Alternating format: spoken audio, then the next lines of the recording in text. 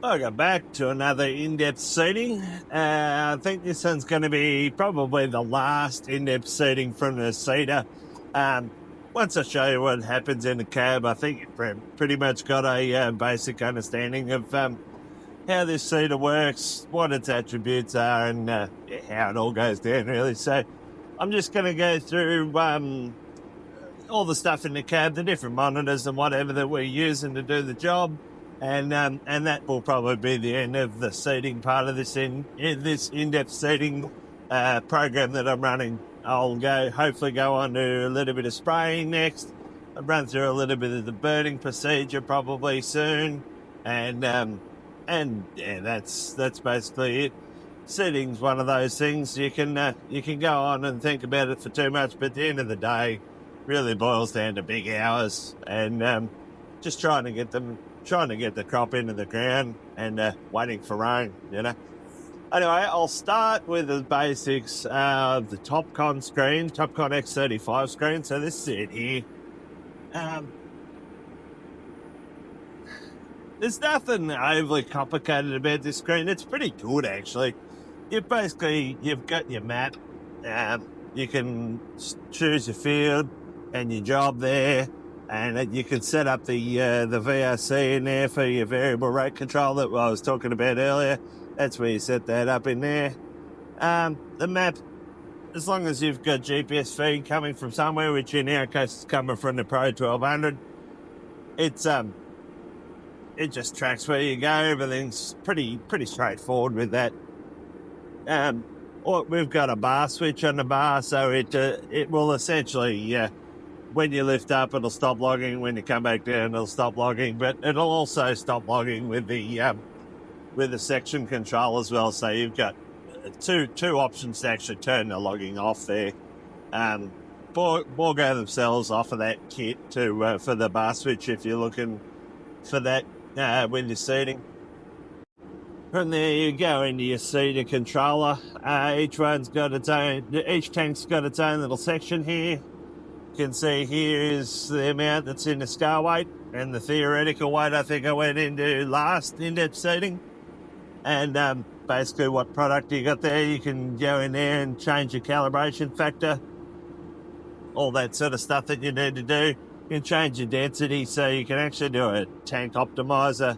If I want to do that, you can go into the tank optimizer and actually go in here and it'll you put in the rate you want, what product you're actually doing, and it'll tell you the best tanks to put it into. So in this case, I've got the barley on tanks 1 and 2 and our MAP on tanks 3 and 4. You can it'll tell you the most optimal way to get the most hectares out of your boxes, which is very handy. So the tank optimizer, basically, you've got 4 tanks in there. It'll choose the best tanks to put your products in to get the most hectares, is what I was saying before. I found it to be a bit average. That doesn't take into consideration a few things. It's very easy to fill tanks 1 and 2, and it's very easy to fill tanks 3 and 4 off the same truck. But if you try to fill 2 and 4 or 1 and 3 off the same truck, it's really shit. So you got to move your truck essentially to do the job. So we always just run either 1 and then 2, 3, 4, which is a 49-51% split, or I run tank 1, tank 2, tank 3, tank 4 for your different product, your MAP. That's what I got set up this year, and we're getting 170 something hectares out of a box. So tank optimizer, it's good in theory. What you actually get on the scales in the tank, a little bit different. Not a big fan, but it is there to be used anyway. Obviously, different rates will give you a different tank optimizer every year, and obviously different weights as well. So our barley's particularly light this year, so it's a little bit. You got to allow for that. We need a little bit more room for barley, and MAPs are a bit lighter. So tank 1, tank 2. I think that comes out somewhere like 70% or 65% or something like that. That's where we've got them set up this year. But anyway, going back into the seater part of it here, that's the scales, as I said. This is how many hectares it thinks you've got to go at the requested rate here, which is 63 plus 22 is 85 kilos of barley. And essentially, you just try and match those hectares. I see Damo, the driver, hasn't done that. To be honest with you, really, they don't need to worry about it. If the MAP's not going to be a limiting factor, which it is here, because we've only got 65 hectares to go in this tank. So, or the two tanks, I should say. But because they're variable rate, those figures jump around, as you can see, quite often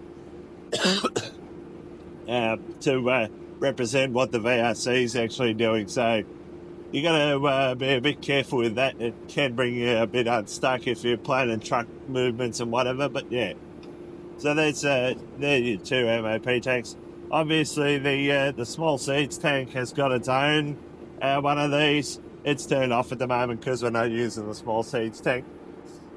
You can fill it with barley, you can fill it with MOP, but it's an absolute pain in the arse with the elevator, so we just don't bother.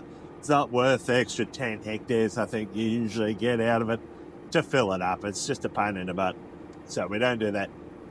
Heading down the little screen here, if we can see this. Top line there, 63 kilos per hectare. That's the actual rate that's coming out. Got to watch that one, make sure everything's going right. With the sort of 3 speeds down on the box on the chains, if something's not right, that reading will actually be out. And by the same token, the one below, that 27%, that's auger load. So hydraulic auger load. So if it's massively up there for some reason, you might need to go and change your chain speed. If it's massive, you don't want it too low either. You sort of want it, that 20, 30, 40%'s that sweet spot. So this one here is 30%. You can see when you click on them, you get that same load on all of them. The next one's 25%, etc., etc. And you see the RPM of each different auger as it's going along there. If you see that auger is fluctuating wildly, like going up and down, you need to go and check a few things. You might have a block. You may have a problem with the metering system itself. You may have a problem with the thing that actually checks the revolutions. I've had that happen more than once too. So, yeah, watching that load meter and those revs is pretty critical to making sure everything's going right. Ones below it are just basically meters, so that 0.005 kilograms per revolution is the calibration factor, and the 20.6 kilograms per minute. It's really sort of not that much use, but those are some of the things. Some of the things you can look at. Map 3 here, I'll just show you. If you want the VRC on, you can change it from auto, which is the A there, to VRC. But yeah, pretty basic sort of stuff. Heading through the screen there, you get your fan speeds, it's fine. I haven't got fan 2 doing much now because it's not doing that your air scatter plates anymore, so it's only just there to clear the dust out of the lines pretty much. And this is the section control as you go along here. You get a visual representation of what's going on there, and you actually get a visual representation on your little map screen as well, along with the Xtend monitor, which I'll go through in a second. Down the bottom here, it's just a rundown of what you got up the top, and you got a speed readout there. If someone can help me with this, I'd better be very appreciative. Usually that speed just represents the GPS speed or system speed coming off here, off the Pro 1200. It's jumping around. I don't know why. I've tried changing the output settings in the Pro 1200 screen. I've turned GGA on and ZDA off, all that sort of stuff. I've played with it a bunch of times, and I cannot figure out how to get it to just sit still. But at the end of the day, it's still doing the job. It's not fluctuating any of the roller speeds or anything, but it's a little bit odd. Anyway, if you have any ideas, hit me up in the comments because I'd love to fix that. It is quite annoying to look at. Down the bottom, hectares of the paddock. Going across here, you've got the section control. So you can have the section control just on for unlimited. So basically, if you go around a tree or you go into somewhere you've already seen, it'll just turn off. You have field boundary, so it won't go outside the field boundary. You have to have boundaries set in the Topcon screen to really utilise this system best. And our headland, which I've got it running on here at the moment, is exactly 2 seater widths wide. So when we come up into the headlands at the end here, it gets to 2 seater widths wide and just shuts the seat off. That's where like 90% of your savings come with a section control system, is the fact that you're not seating the headlands when you're going to seat them again at the end. So that's it's a little bit tricky with the having the boundary on and off at times. Sometimes you want it on, sometimes you want the ACS off. When I do the 2 runs around the outside or on the headlands at the end here, I usually have the ACS off because I don't need it there anymore. Just got to be a little bit aware of what you're doing there and make the right decision. So that pretty much covers this. You got some cameras here. The cameras are not doing much at the moment. They have very finicky wiring. I think this one's working here. This one, if I can get that to go to the next one, I've got what's coming out the back, a bit of a reverse camera. It's a little bit dull there at the moment because it's dark outside, but you get the point. Cameras there. There's numerous other things here, settings and whatever, but they're the main screens you generally run with your seater and not so much your camera. Yeah. Anyway, you can have a few things on the screen at once. I think the new X40's even more again. That would be handy. This one does run out of stuff from time to time, but yeah, that's the basics of the X35. There's calibrations, there's system regulations, there's bloody section control timings, a whole lot of stuff in the background there that's already set up, and I'm not going to go into a lot of that unless someone particularly wants me to for one particular reason. Literally extending on that. We have the Xtend monitor up the top here.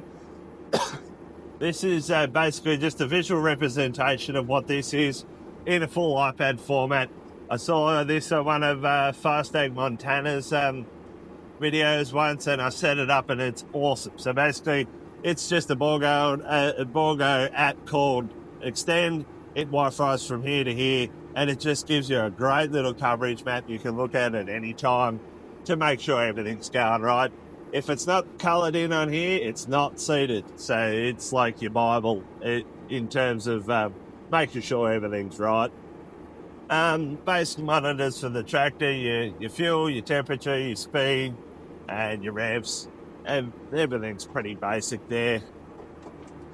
Moving on to the Pro 1200. A lot of people don't like this setup. Look, I get it. It is a little bit clunky from time to time. Once you get it set up nice, it's all pretty fancy. You can, I do like the fact that you can save your implements in here, so when you hook back up to the implement, it'll actually put your hydraulic settings back to where they were. That's very handy. There's a lot of good features in here. You can customize a lot of stuff like your lights, your egress lighting, your backlight lighting, all these different things, speeds and all sorts of weird stuff. You can see basic setup running here, engine power, system speed, slip, cross-track error, swath number, fuel rate, average working rate, and area remaining for the paddock. Number 6 on my tabs is basically your guidance tab. I think the one thing I don't particularly like about the Pro 1200 is the guidance in it. It's steer straight, everything's fine, and everything's there when you learn how to use it, but God almighty, they made it clunky to actually make lines, utilise lines, shift lines, remark lines. It's all just a pain in the butt. They really did fumble that. I know once you get used to it, it's okay, but God, it takes some nutting out. They really needed to streamline that, and they just made it a lot more complicated, which I'm not very happy about. But again, once you get your head around it and wrapped around, it's not too bad. Sorry about that, I had to turn around. So, yeah, Pro 1200, it gets a tick of approval for me. It can be a little bit slow and clunky, particularly on the GPS side of things, but once you get used to it, it's pretty good setup. I'll just run through the run tabs because this is all customizable for anyone who wants to do it. Your number one, it's the one I usually run on. You get a little diagram. This is how many hectares we're up to for the season. Your work lights, engine RPMs, all that sort of stuff. I always run with an engine RPM on for this seating, so I've just got a 1550 RPMs here at the moment. System speed, you can do your remark here and engine house. It's due for a service at the moment, so I need to get onto that today. Two is all your hydraulics, what's running, and a bit of a you can quickly adjust, particularly the fan ones, which is handy from time to time. Number three is sort of your basic information, engine power, all that stuff that you need for each particular job. Don't spend too much time on this one, truth be told. Number four is not really anything. Number five is camera, not that you really need that. Number six, again, is your guidance tab, pretty handy. And seven's more of your isobus tab if you have some other implement on the back. But yeah, that's a basic rundown of the Pro 1200. Nothing groundbreaking there. If anyone wants some in-depth, how to do stuff, particularly with the guidance on the Pro 1200, hit me up. I have become fairly familiar with it. Unfortunately, just due to some software errors in last year, we lost all of our seating lines from last year, which did not impress me at all. I've spent all this year making headlands off boundaries and putting brand new straight swaths in there and remarking them where they're going to be against the sprayer. It's been a bit of a mission. But, yeah, every paddock I got to go and do that before I even start. Wears you down a little bit. Anyway, that's just the way it went down, unfortunately. It was a little bit of a blessing in disguise because a couple of our old swaths and that weren't right. Old headlands with old boundaries had been changed over the years. Your boundaries never stay the same, particularly in irrigation. So it was a little bit of a blessing in disguise, but it was annoying nonetheless because I did have a fair bit of it sorted out. Anyway, we're redoing them this year, and that's the way it goes. There is a crying, I have no idea how someone hasn't just come up with a business and set it up. They will just go and do your boundaries and your straight lines and everything for you with a Can-Am or some sort of side-by-side. I know GPS blokes do it, but they don't like to do it. Someone could make a job out of that and make heaps of money because everyone's having the same problems with their boundaries and their straights and whatever. They're always all over the shop. So, look, if I was going to go out on my own and start my own little business, work for myself, that's probably what I'd do because there'd be good money in it. Anyway, that's a little side-by-side there. Side-by-side. Little sidebar, I should say, is what I'm looking for. Last thing I'll show you is the blockage monitoring. We've got the Art-260 system. They're using Agtron sensors. Essentially, I've got the rate set up here. You can see a little bit of discrepancy in the rate from time to time. And if you're watching it hard enough, generally you can see some sort of primary blowout or something on that before it happens. And obviously, every time one gets blocked, it'll come up. It sounds like a donkey when it goes off. And that's why we nicknamed this the donkey. When the donkey goes off, you'll surely know about it. Got a blocked run down the back. As I said in the previous video,